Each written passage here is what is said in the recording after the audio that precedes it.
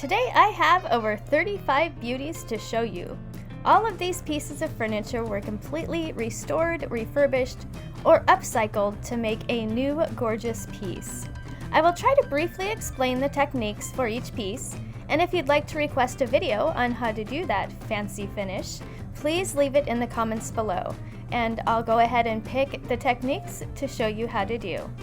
In addition, if you have other questions about these projects, please leave them in the comments below, and I might just make a whole video answering your questions. Without further ado, let's check out these awesome projects. This was a dressing table that I found on the side of the road. It was actually black. It was missing all of the pieces of glass, including the mirror. So I went ahead and turned the area that was once the mirror into a little tack board for jewelry.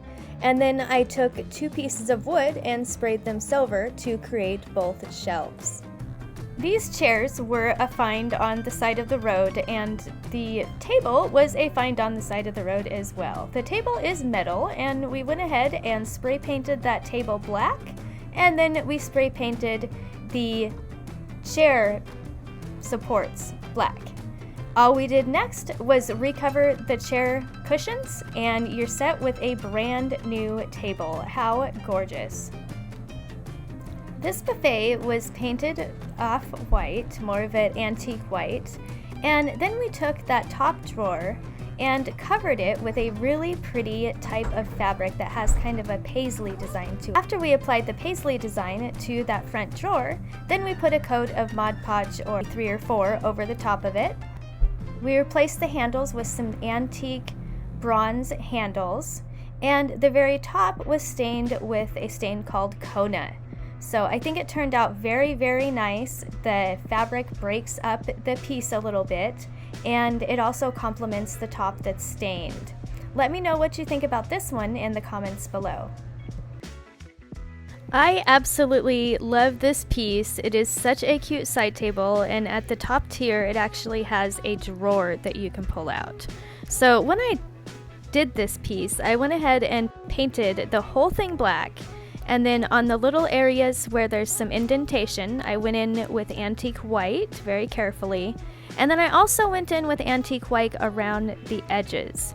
So I think overall this piece is just very stunning, and it would look good in anybody's living room or office or somewhere else.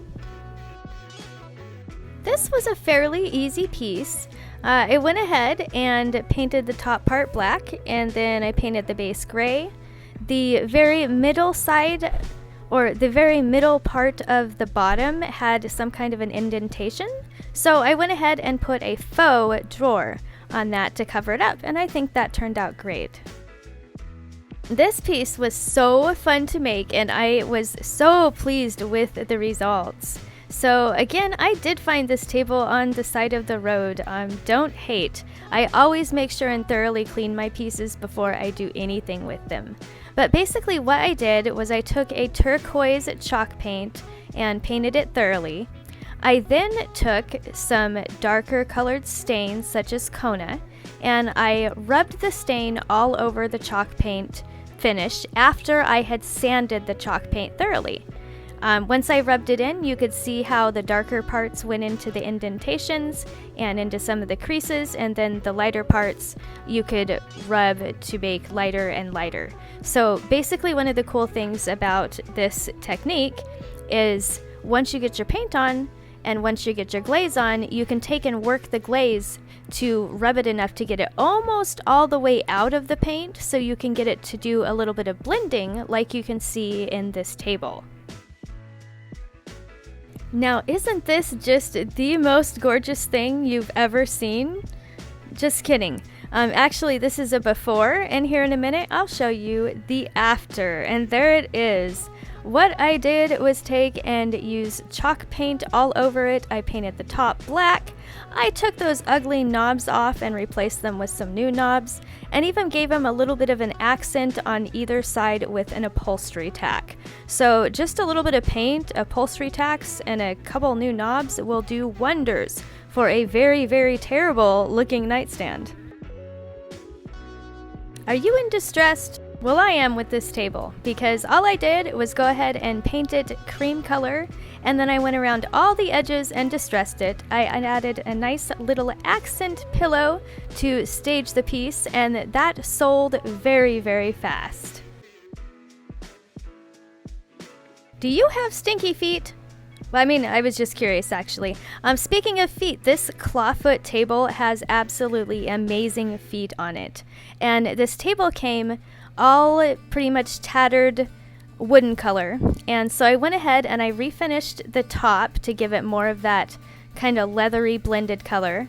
And then I went and painted the base of it with some blue and went ahead and got some darker areas into the insets so you can really see the detail of this. And if you'll notice the actual foot of it, I went ahead and painted its toenails with gold because it didn't deserve anything less than gold toenails.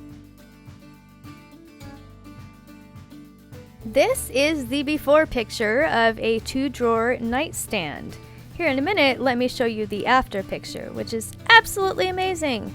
So check it out. All we did is paint gray around the top part and the sides part.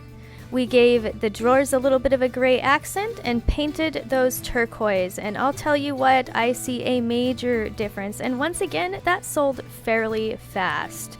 So I hope I'm giving you a little bit of inspiration to start upcycling furniture, because it is a lot of fun and you can really make a lot of cash on it, and you can make a lot of new friends, acquaintances, and things like that if you're into networking.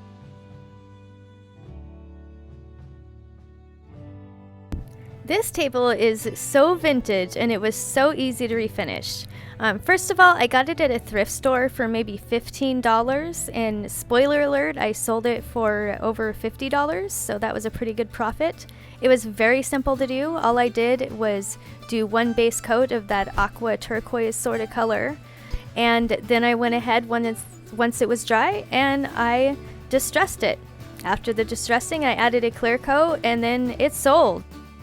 So I bet you're wondering, when are those old hexagon tables from the 80s going away? And I have an answer for you. Never, because I'm going to keep refurbishing them and making them look cool like this one.